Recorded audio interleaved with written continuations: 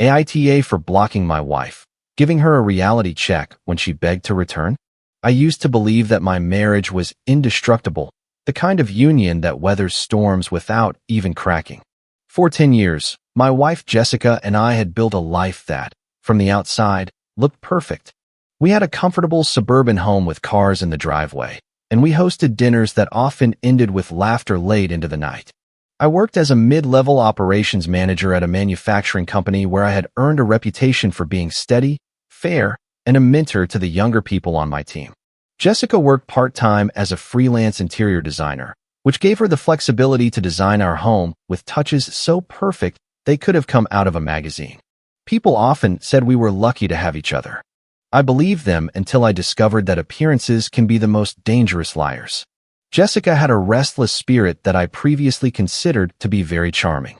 She would suddenly become passionate about a new hobby, a new haircut, or an exotic destination she absolutely had to visit. I thought this was what made her vibrant, that her appetite for novelty balanced my preference for routine.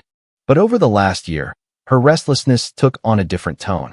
She started working out more than usual, getting dressed up even when she had no specific plans, and scrolling through her phone late at night, hiding the screen with a well-practiced flick of the wrist. I noticed these changes, of course, but I did not press the issue. I told myself that all marriages go through phases. Rushing her would only create distance. I convinced myself that trusting her meant giving her space. Then there was Kyle, one of my younger employees, in his early 30s, charming and quick-witted. I had hired him 3 years earlier when he was struggling to get his career off the ground, and I had always seen him as someone I was guiding toward success. He had this energy that immediately put people at ease, especially women. Jessica and Kyle first met at the company holiday party 2 years earlier, and I remember thinking they got along surprisingly well.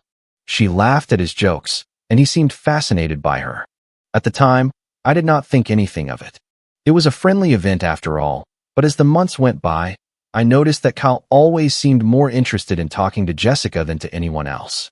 When she came to drop off my lunch or pick me up, I ignored it. I trusted them both. That trust was my blind spot. Things began to change in subtle but undeniable ways. Jessica started visiting friends more often, but the names were vague and inconsistent. Those weekend errands lasted hours longer than necessary, and she would come home glowing in a way that had nothing to do with shopping or traffic jams. At the same time, Kyle started asking for more flexible hours, using family issues as an excuse. I approved them without a second thought, never imagining that I was giving them exactly the windows of time they needed to build their secret involvement. Looking back now, I feel almost foolish for having been so willing to make things easy for them. But at the time, I thought I was being understanding, even kind. It was not until a Thursday afternoon in late spring that the first visible crack in our perfect image appeared in a way I could no longer ignore. I was in my office catching up on paperwork when I heard Kyle's voice from the break room, low and intimate, in a way that did not match a casual conversation at work. I was not trying to eavesdrop, but the laughter that followed froze me in place. It was not his laughter. It was Jessica's, a distinctive, familiar sound, with that playful tone she used when she wanted to make someone feel special. I walked quietly down the hallway looking for an explanation, but the door closed before I could hear more. When I walked into the break room, Kyle was alone, scrolling through his phone as if nothing had happened. I did not say anything. I just stood there for a moment, letting the weight of suspicion settle in my chest like a stone. Over the following week, I paid closer attention.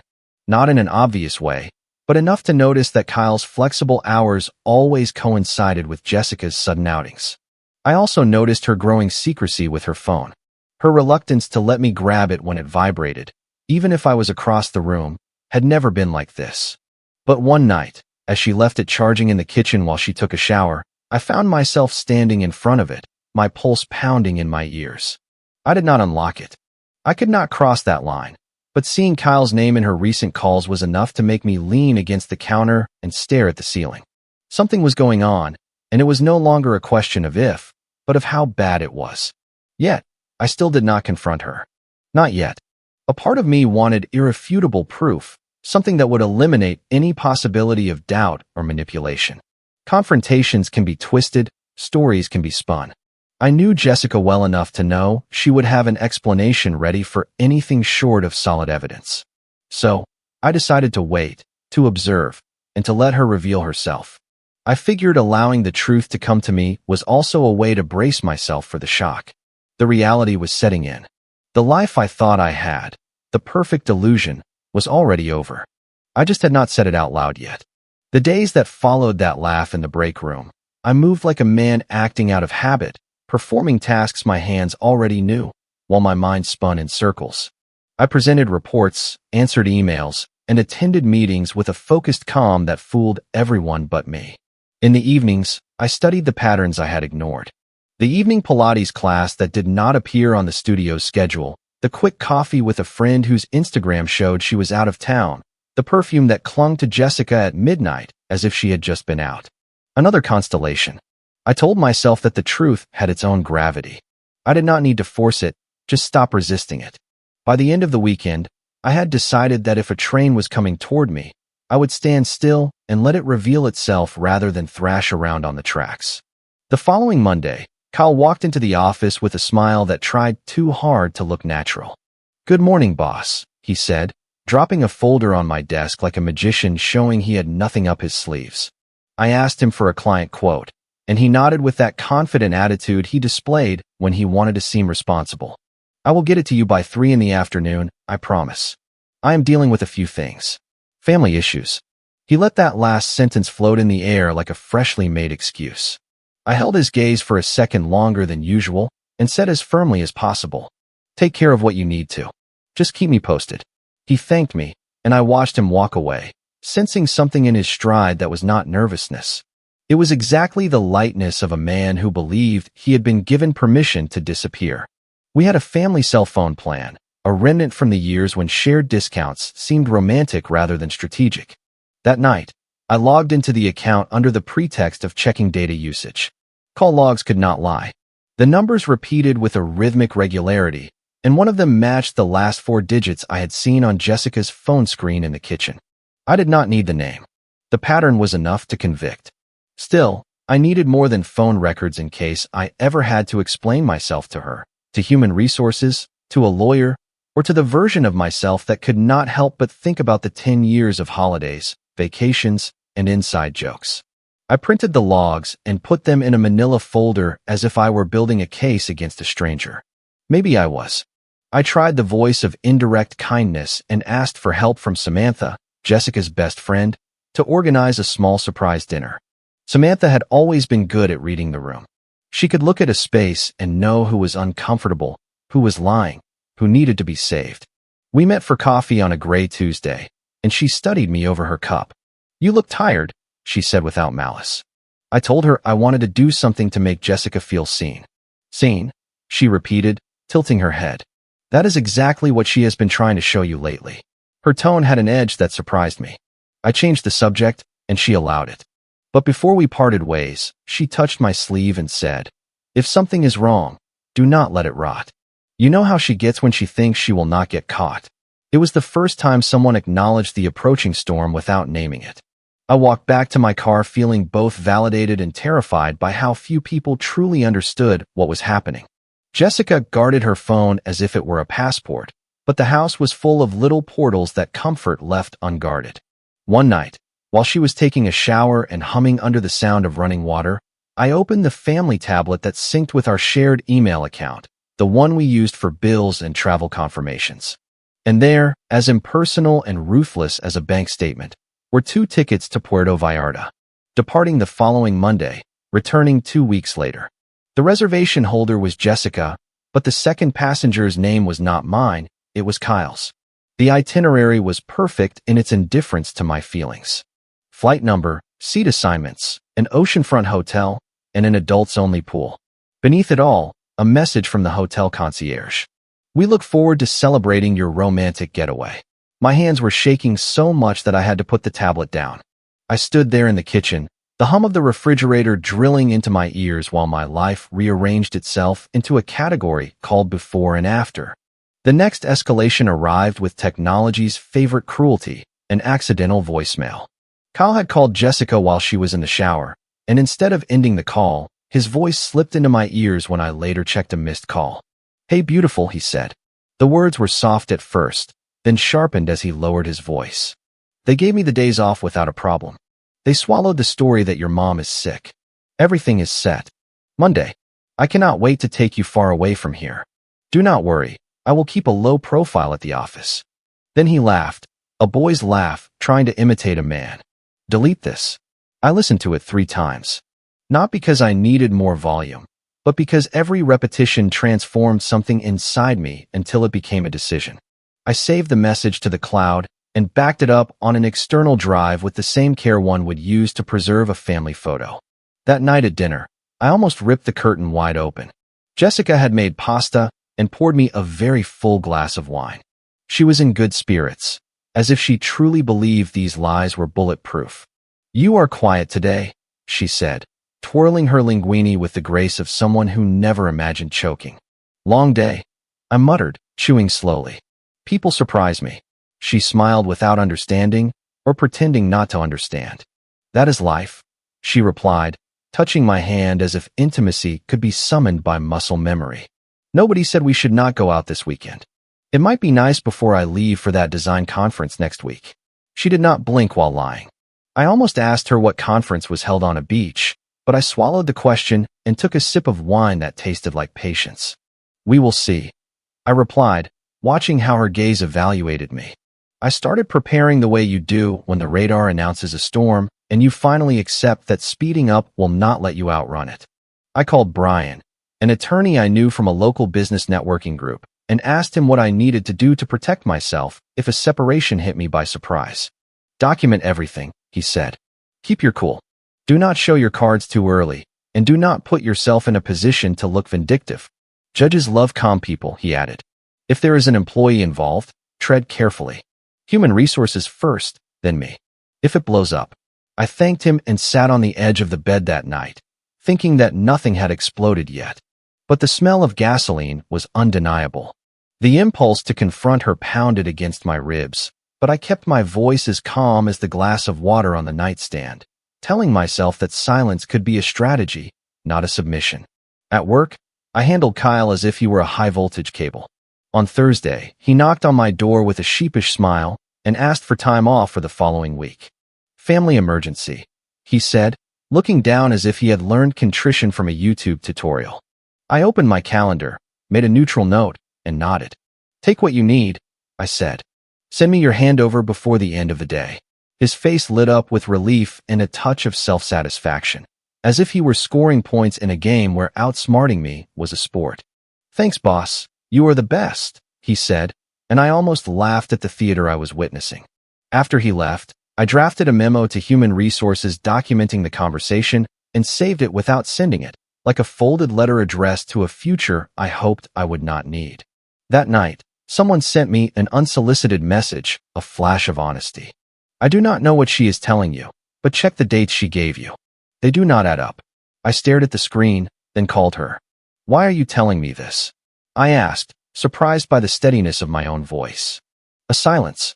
"Because I am tired of holding her bag while she walks straight into traffic. Because you have been good to her for years.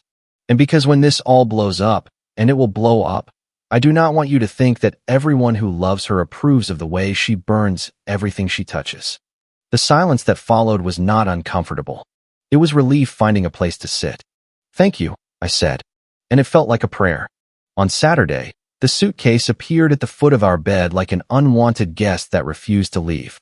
Jessica packed with efficient joy, rattling off a schedule full of panels, breakfasts, and networking cocktails, while I folded laundry and listened to my life turn into fiction. "Will you be all right for a week?" she asked, closing the suitcase. "2."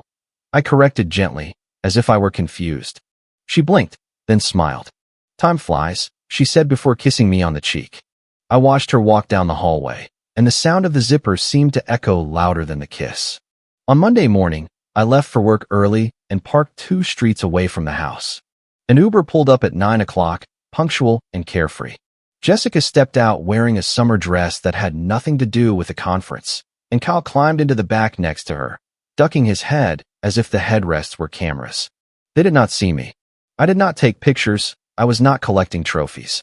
I just watched until the car turned the corner and the world kept spinning, which felt to me like the real offense. The day went on despite everything. At my desk, I approved invoices, signed a vendor contract, and answered an inventory question, as if their mere departure was a mundane note on a shared calendar. Before lunch, someone sent one last message. "If you need a place to breathe, my door is open." I replied thank you and placed the phone face down on the table. I did not need a refuge, I needed resolve. I opened the folder on my desktop labeled Home. Inside, I created a subfolder named Truth. I dragged the airline confirmation, the call logs, the voicemail file, and a screenshot of Kyle's time off request into it. Then I closed the laptop the way you close the lid of a chest on something that no longer deserves air. It was not revenge, it was an inventory. The day their flight took off into the sky, I sat very still in my chair and felt a strange serenity, as if I had finally stopped negotiating with the storm and simply let it rain. That night, the house was quieter than ever, as if the walls were relieved to no longer have to support a lie for the first time. I made myself a simple dinner and ate it standing up, like I used to before marriage refined my habits. I washed the plate, dried it, and put it back in the cupboard. Turning off the kitchen light, I saw our reflection in the window. Me present, her absent, and I thought of the question nobody had asked. What exactly did Jessica want to show me? Maybe nothing noble. Maybe simply the person she had always been when novelty called her by name.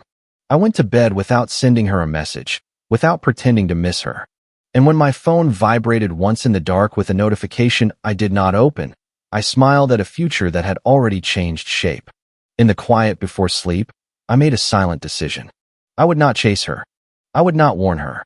I would let her hit send on the first cruel message, and when she did, I would be ready. When her message finally arrived, it came with the self-satisfaction of someone who thinks they are triggering the final demolition charge on a ruined building. It was late afternoon, and I had just finished reviewing a quarterly report when my phone buzzed with her name. I almost did not open it. A part of me wanted to leave it unread forever, to let those words float unanswered in the cloud from which she imagined speaking. But curiosity won. I found someone better. "I am not coming back. You can move on." That was it. No greeting, no softening, no feigned sadness, just a clean cut dividing our history into before and after. I stared at the screen not because it hurt, but because it did not hurt. I had been mourning our marriage for weeks. She was simply arriving late to the funeral. The idea that she thought this message would destroy me almost made me laugh. I leaned back in my chair as the numbers from the report faded from my mind. The office continued its usual hum. Phones ringing, printers spitting out contracts, someone talking too loudly in the hallway about a delayed delivery. In another life, this would be the moment my pulse would race, my chest would tighten, and my fingers would hover over the keyboard to beg, scream, or demand explanations. Instead, I felt something colder and sharper. Freedom wrapped in hunger. I did not need those explanations. I already had the truth neatly archived in my folder labeled Truth. I did not need to beg for understanding. I had already understood more than she would ever admit. So, I did the simplest thing possible. I smiled, blocked her number, and completely deleted her contact. It was not dramatic, but it was absolute. In that instant, the version of me that once needed her approval simply ceased to exist.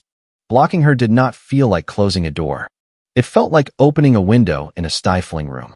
The air in my life changed immediately, lighter, fresher, freed from the stale mix of suspicion and forced affection that had been suffocating me. I sat there for a few seconds, wondering if she was staring at her phone, waiting for my reply, rehearsing how she would twist my pain to justify her actions. Maybe she imagined I would ask her who this better someone was. Maybe she wanted me to fight for her, to prove I still cared enough to suffer. Instead, she would get silence, a silence that said, "You do not matter enough anymore for me to argue with you." I closed the computer. I left the office on time for the first time in weeks and walked to my car without thinking once about where she might be or with whom. Over the following days, I carried on as if the message had never arrived. I showed up to work. I approved purchase orders. I led my Monday meeting flawlessly and even cracked a few jokes with the staff. Kyle's absence was an unspoken ghost in the office. His desk remained tidy and untouched. The potted plant near his monitors was beginning to wilt from neglect. Nobody asked where he was. Maybe they assumed I had given him permission, or maybe they sensed that the air around his name was charged and best avoided. I provided no information. I had no intention of letting this story unfold anywhere other than on my own controlled timeline. If Jessica thought she had left me to drown, she would never know I had already learned to swim without her months ago. It is strange to feel betrayed and yet feel like a weight has been lifted. Every afternoon that week, I returned to a house that felt more mine than it ever did when she lived there. I cooked simple meals. I put on the music I liked without worrying about her mood, and I went to bed without waiting for the creak of the front door announcing her late return. I did not check her social media, nor did I ask mutual friends for news. I did not need to know where she was because I already knew how this story would end. I just did not know the exact date. She was chasing a fantasy with a man who loved the thrill more than the commitment, and as soon as reality hit, he would drop her. Some people do not change their nature, they only change their company. Kyle was one of them.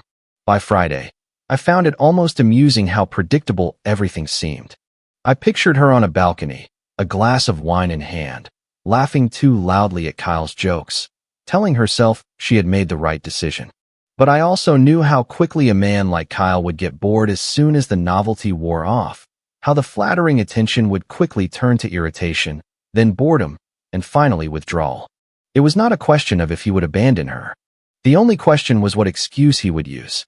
I could clearly picture the scene, her realizing she had no safety net, that she had no one to turn to without swallowing her pride.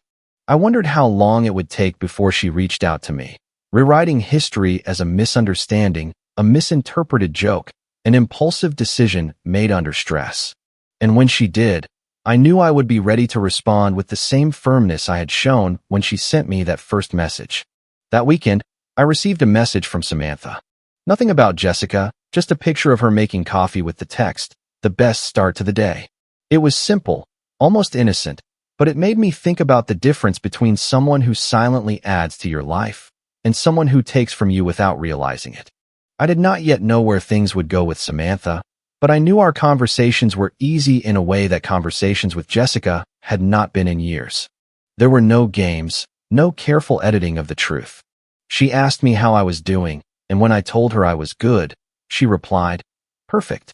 Stay that way," without offering false comfort or digging for gossip. This brief exchange grounded me in the certainty that I was already moving forward. Not yet towards someone else, but away from who I had been with Jessica. The following Monday, a week after her grand declaration, the email arrived. The subject line simply read, "About last week." I almost did not open it, but the petty part of me wanted to see how she would spin the collapse. The message was brief, a few lines claiming her text had been a joke, that she did not mean it seriously, and that she would be home soon. She even threw in a line saying she missed me and hoped we could start fresh. No apology, no acknowledgement of the man she had left with, just a weak attempt to reset the game as if she had not flipped the board right in front of me. I did not reply immediately. I left the email in my inbox like an unopened bill.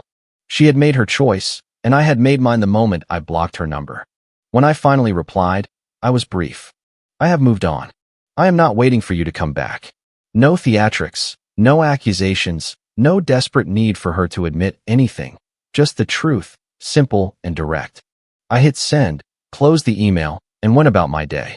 The fantasy she was chasing was over, and the fantasy that she thought she could come back to me was over too. Somewhere, she would read that message and understand that the door was not just closed, it was locked, barricaded, and condemned. And I felt nothing but peace about it. Her email felt like someone trying to walk back into a burning house, insisting the heat was a misunderstanding. About last week, the subject line announced, as if we had shared a joke that had gone wrong. She wrote that the message was playful, that the distance made her dramatic, that she missed my stability, and that she would be back soon to start over. No mention of Kyle, no explanation for the itinerary I had seen, no apologies worthy of the name. I recognized the cadence. When Jessica felt the ground slipping beneath her feet, she replaced facts with tone. If she sounded warm enough, vague enough, needy enough, the narrative could shift back to the script where she was impulsive, not unfaithful. But this time, her magic trick had run out of smoke. The truth was right there, patient and concrete. while her language tried and failed to turn it into fog. I replied with the emotional economy I had earned through hard work. I have moved on. I am not waiting for you to come back. Then I did what a future version of myself would thank me for. I secured the practical pieces she had always treated as background music. I changed the smart lock codes, the Wi-Fi password, the platform logins, and the shared cloud storage where our life hung like framed pictures. I transferred half the savings to an account in my name, left a paper trail that Brian would approve of, and set up alerts on the credit cards. It was not cruelty, it was oxygen mask protocol. During my lunch break, I drove to the house. I stood in the entryway where we used to laugh while taking off our shoes, and I punched a new code into the keypad. It beeped a confirmation with a flat tone that sounded perfect, no judgment, just a fact. The flood started that night. First, a new email with the subject, "Can we talk?" Then a call from an unknown number, then another, then a voicemail. I let them all ring, a metronome marking the final beats of a rhythm I was no longer dancing to. When I finally listened to the voicemail, her voice came out in jagged bursts, harsh around the edges. It was a joke. "You know me. Please do not be dramatic."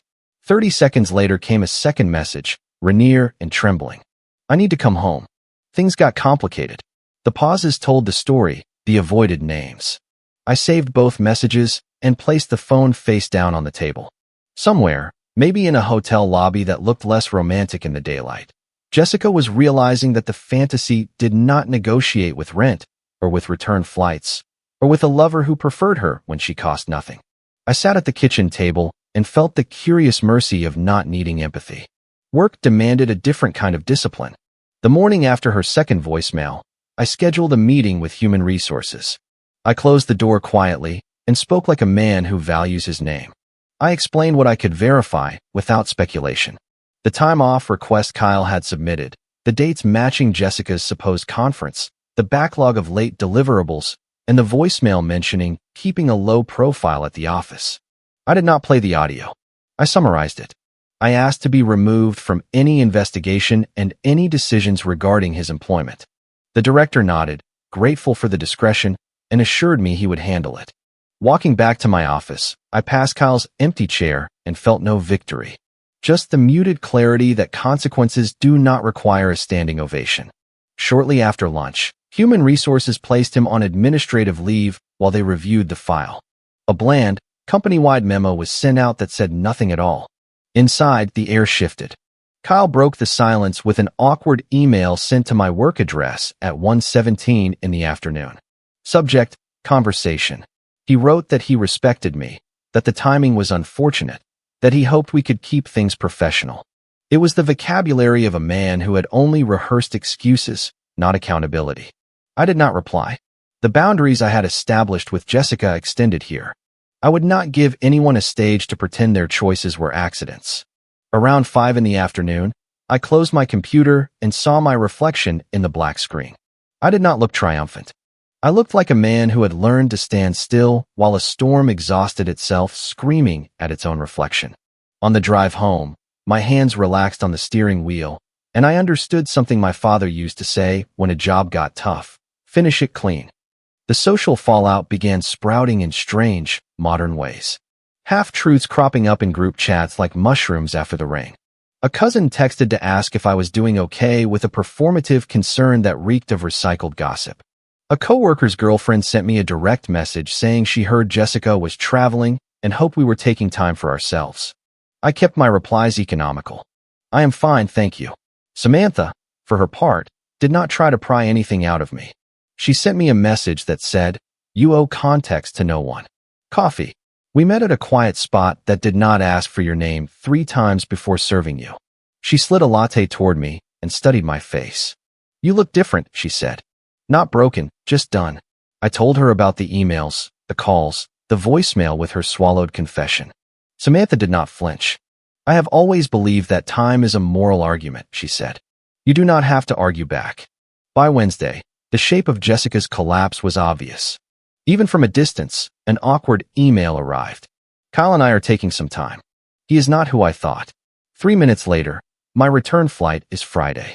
20 minutes later, "Please do not make this harder."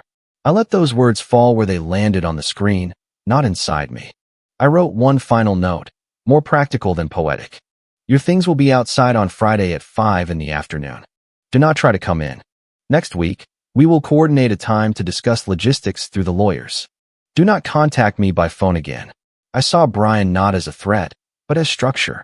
Then I closed the computer and stood in the middle of the living room she had decorated as if it belonged in a magazine.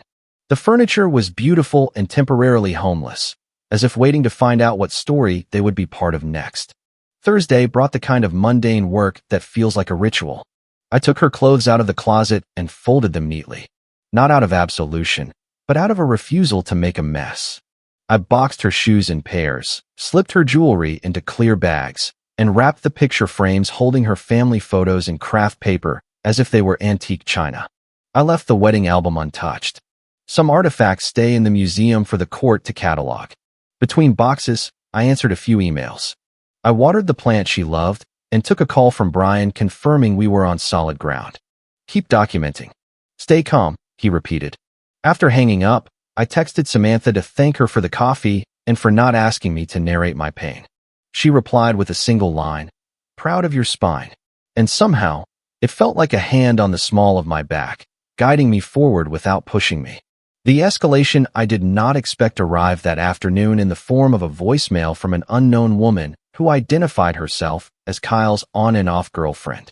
The kind of title that brings its own weather. "You should know," she started, the anger sharp and oddly protective in her voice. "He is telling people that you were okay with everything, that you knew and did not mind. I regret my part in this. He lies like he breathes." I saved the message with the others, not to hoard pain, but to keep the record clean. There is relief in facts, even in ugly ones. Stopping the hemorrhage of the narrative. I sat on the back steps as evening fell.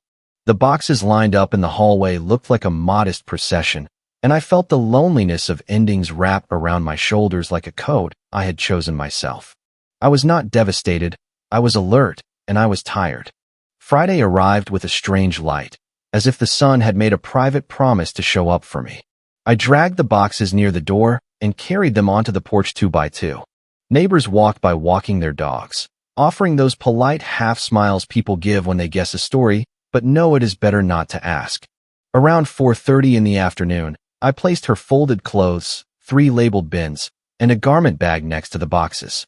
I laid a sealed envelope on top for her, containing the locksmith's invoice, a short list of next steps via the lawyers, and the access code that would work for exactly 1 hour the following week to retrieve anything she claimed we had missed. When I stepped back, the porch looked like a photograph of a boundary. The house behind me felt lighter, not because I had removed a person, but because I had removed an argument pretending to be alive. At 4:52 in the afternoon, my phone lit up with a rideshare notification I had not requested. Passenger approaching. Jessica. I watched the little car icon creep down our street on the map, this cartoonish geometry rendering something raw, almost ridiculous. I turned off the porch light.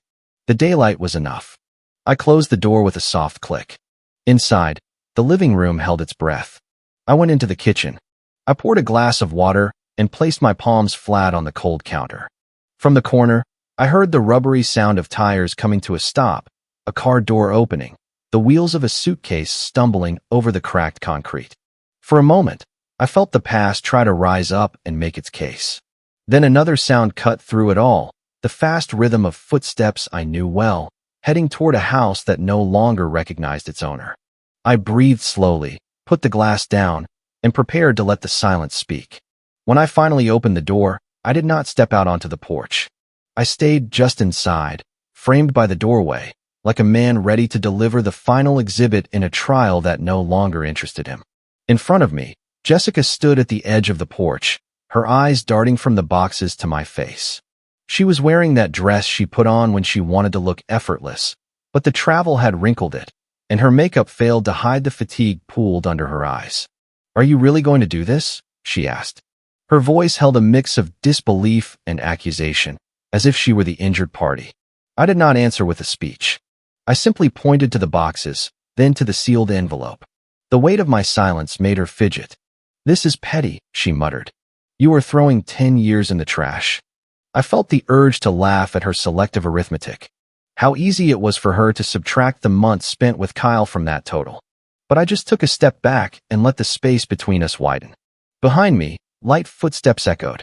Samantha appeared, her hand resting lightly on my shoulder before she stepped forward. She was wearing something simple, jeans and a white blouse, but her presence carried a quiet gravity that immediately shifted the atmosphere. Jessica's eyes locked onto her, widening first in surprise, then with a slow realization, a mix of betrayal and wounded pride. You. Jessica's voice broke around the word, as if she had been forced to push it through glass. Samantha did not flinch. Me. She replied simply, without malice, just a quiet acceptance that the truth has teeth. Jessica's gaze bounced between us, trying to decide if this was an elaborate revenge or the result of a betrayal so unthinkable she had not considered it until that moment. I stood still, letting her do the math without helping her with the equation. Her next words came out sharp and bitter. Are you involved with my best friend? It was an attempt to hurt me, but the phrase best friend hung in the air like a trademark she no longer owned the rights to. I thought of the night Samantha called me when she felt something was wrong, of the coffee shop where she asked for nothing and offered everything, of the way she had shown up without fanfare or an agenda. Your best friend, I said slowly, chose to care for someone who respects her. You did not. I saw the counterattack forming on Jessica's lips, but it faded when she looked at Samantha and found no shame or guilt, only steadiness. The truth was that Samantha had not stolen me. She had simply been there amidst the rubble, not to save me, but to stand by my side while I figured out which direction to walk. That kind of loyalty does not need to ask permission to become something more. Jessica's voice dropped to a hiss, the one she used when she wanted to sound composed but could not contain the venom. You are a traitor, she spat, the word curling in her mouth as if she had just discovered it. I thought about correcting her, pointing out that betrayal is not contagious. You do not catch it from the person you betrayed. But I did not. I had learned that explanations are just invitations for more lies. Call it whatever you want. I replied, my voice so calm it made her blink. It changes nothing. Samantha did not speak. She did not need to. Her hand found mine, her fingers intertwining with a definitive quietness that said more than any defense. Jessica's gaze fell on our joined hands, and something shattered in her expression. Not just anger, but the realization that she no longer had the power to dictate the end of this story. The sun was beginning to set, casting long shadows across the porch. For a moment, the scene was suspended in amber. Me on the threshold, Samantha by my side, Jessica at the edge of what had been hers. She crouched down and lifted one of the boxes, more to salvage her dignity than to lighten the load. Fine, she said, her voice now sharp with the brittle edge of someone who has lost her audience. Have fun. You will regret this. The irony floated there, ignored. She turned around and walked away, her heels clicking out a rhythm against the pavement until the door of the Uber closed behind her. I did not watch the car pull away. Some departures only deserve the acknowledgement of absence, not the ceremony of goodbyes. When the sound faded, the porch seemed to exhale, and the space she had occupied became just air again. Samantha closed the door gently, as if sealing something fragile. Are you okay? She asked. It was not the kind of question that demands a brave facade. It was the kind that leaves room for the truth. I nodded, not out of habit, but because I was. Better than okay, I said, surprising myself with how deeply I felt it. We carried the envelope with her keys and the remaining documents to the desk, placing it next to the truth folder that had grown over the weeks. The living room felt warmer now, not because anything had physically changed, but because the weight in the air was gone. Samantha sat on the couch and patted the cushion next to her. I sat beside her, and for the first time in what felt like months, I let my shoulders drop completely. We did not talk about Jessica after that. Instead, we planned dinner. Something simple but celebratory, not because Jessica was gone, but because the chapter had closed cleanly. I made chicken while Samantha tossed a salad. The sound of knives and sizzling filled the spaces where silence would have been awkward. During dinner, we laughed about nothing in particular, the kind of laughter that hides nothing. And I realized that this was what I had been missing for years: ease. There was no tension humming beneath the table, no internal second-guessing about the meaning behind a look or a pause. We ate, we talked, We lingered a little longer, and the night stretched out as if it belonged entirely to us. When we finished the dishes, we sat on the porch with 2 glasses of wine. The cool air carried the scent of the neighbor's garden. The street was quiet, the kind of quiet that feels like winning. Samantha leaned against me, and I put my arm around her shoulders without thinking about who might see us. Here, there was no performance, no need to present a curated version of happiness. She did not need me to be perfect, and I did not need her to be a symbol of victory over Jessica. We were simply 2 people who had found each other exactly when both were ready to be real. The past was still there, of course, its faint echo in the background, but it no longer dictated the terms of my present. And for the first time in a long time, I believed that the future could be built on something solid. Later, when I went back inside and turned off the lights, I looked out toward the porch where Jessica's belongings had sat a few hours earlier. The space was empty, but it did not feel uninhabited. It felt ready. Ready for dinners without tension, for mornings without suspicion, for the slow, steady work of building a life with someone who does not treat love like a game of keeping score. The best revenge, I realized, was not the spectacle of her seeing me with someone else. It was living a life that no longer needed revenge at all. That thought settled over me like a blanket, and as I walked upstairs, I did not look back. There was nothing left to see. The morning after Jessica left for the last time, I woke up to the sound of rain hitting the windows. It was a steady, unhurried rain, the kind that forces you to slow down, to listen, and to notice the silence inside your own home. I lay there for a moment staring at the ceiling, feeling the calm settle within me like something earned. I was not waiting to hear hurried footsteps coming down the stairs. There was no mental calculus about her mood, no guessing game about where she had been. Just the rain, the creak of old wood in the walls, and the warmth of a bed that did not have to be shared with suspicion. I realized then that this was true peace. Not a loud celebration, but the quiet absence of chaos. And I knew I would not give that up for anyone, not out of nostalgia, not out of guilt, not for the version of Jessica that only existed in my old, selective memories. I brewed some coffee and stood by the kitchen window, watching the water stream down the glass. On the counter lay the truth folder, right where I had left it, a small monument to the weeks I had spent gathering the reality of my own life. It was not just evidence, it was the map I had followed to navigate my way out of a place where I no longer belonged. Inside was everything I could possibly need if Jessica decided to twist the story. The itinerary, the call logs, the voicemails, the messages from people who had seen through her before I did. I did not open it. I did not need to. Knowing it was there gave me a sense of closure, like sealing a box and labeling it before sliding it onto the highest shelf. It was a part of my past, and it would stay there until it served a legal purpose or gathered dust, whichever came first. Samantha walked into the kitchen a few minutes later, her hair down and her eyes still heavy with the softness of sleep. She poured herself some coffee and leaned against the counter without asking what I was thinking about, without filling the air with useless words. "Did you sleep well?" she said, more an observation than a question. I nodded, smiling slightly. "Better than I have in years." She took a sip and replied, "Good. That is how it should be." There was something so comforting in the way she said it, without judgment, without pretense, that I felt another knot loosen in my chest. With Jessica, mornings were a performance. With Samantha, they were simply mornings, and in that simplicity, there was more intimacy than in all the forced warmth of my former marriage. Later that day, Brian called to check in on me. "You are on solid ground," he said. "Human Resources is handling Kyle's case, and your side is bulletproof. If anything legal comes up with the divorce proceedings, you are covered." I thanked him, and he added, "You know, most people fall apart when they go through this. Most swing between rage and bargaining. You just keep moving forward." I thought about it for a moment before answering. That is because I was already done long before she told me to move on. We hung up, and I felt the truth of my own words in my bones. The end of my marriage had not been a cliff I fell from. It was a shore I had quietly rowed away from while the tide pulled back behind me. Jessica might have thought she left me stranded, but in reality, I had already found another coast. 2 days later, Jessica sent one last email.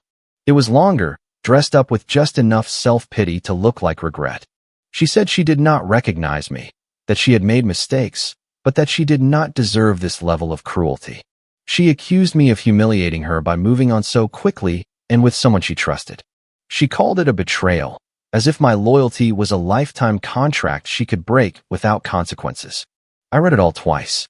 Not because I doubted my decision, but because I wanted to see if there was anything in those words that would awaken the old reflex to fix things, to cave in, to keep the peace. There was nothing. All I saw was a woman surprised to find herself on the receiving end of the indifference she had shown me. I closed the email without replying. Some arguments are won simply by refusing to have them. Samantha and I did not celebrate this moment with champagne or grand gestures. Instead, we went to the farmer's market. We bought fresh bread and tomatoes, and we came back to make lunch. It was something ordinary, almost boring, and it was perfect. We ate on the back porch while the rain began to taper off. The air was cool and clean. She told me about a new project she was starting. I told her about a book I had been meaning to read for months, and the conversation flowed effortlessly from one topic to the next, without tripping over old wounds. That was the real victory. Not that I had won against Jessica, but that I had stepped into a life where winning was no longer even the goal. The best revenge was not replacing her. It was living in a way that made her absence insignificant. That night, I stayed up alone for a while after Samantha went to sleep. I thought about the man I was when Jessica first left. The one who might have chased her, argued with her, tried to prove he was worth sticking around for. That man had been quietly buried over the past few weeks, replaced by someone who understood the difference between being chosen and being the convenient option. Jessica had chosen someone else, and by doing so, she had freed me from the version of myself that would have still welcomed her back. I did not owe her the kind of forgiveness that invites someone to hurt you again. The only forgiveness I owed was to myself, for ignoring the signs, for shrinking my own needs to make room for hers, for believing that love had to survive at any cost. Before heading upstairs, I looked out the front window one last time toward the porch where her things had been waiting that day. The space was empty now, washed by the rain, but I could still picture the boxes, the garment bag, the way she had looked at me, as if she could not decide whether she was angry or impressed. I realized it did not matter which of the two she had been. I had made my choice, and it was final. Not because I needed to prove anything to her, but because I had finally learned that setting boundaries was not cruelty. It was care. Care for myself, for the life I wanted to build, and for the people who truly valued me. The next morning, I woke up before the alarm and lay there in the quiet, listening not to the rain this time, but to Samantha breathing beside me. I thought about how far I had come from that man standing in his office, phone in hand, reading the message that was supposed to break him. That message did not break me. It set me free. And as I got up to start the day, I knew one thing with absolute certainty. Whatever Jessica thought of me now, it no longer mattered. My life was mine again, and I intended to keep it that way. Some people believe that walking away is the hardest decision. For me, the hardest part was accepting that the person you loved was never coming back, not the version you needed anyway. In the end, I did not close the door to hurt her. I closed it to protect myself. Comment. I've been reflecting a lot on this story, and it really hit me how important it is to value your own self-respect. You deserve to be treated with kindness, and sometimes that means setting clear boundaries even when it feels hard. I've learned that holding on to responsibility for your own peace is one of the most powerful choices you can make. Healing doesn't happen overnight, but choosing calm over chaos every single day makes a real difference. It's okay to walk away from situations that no longer serve your well-being. What matters is how you respond with grace and strength. I hope this encourages you to look at your own life and ask yourself where you might need to protect your heart a little more. Remember that true kindness starts with being kind to yourself first. You have the power to create a life filled with genuine peace and happiness. I'd love to hear what this story meant to you in the comments below. If you like the stories, don't forget to leave a comment and support the channel by subscribing. See you in the upcoming stories.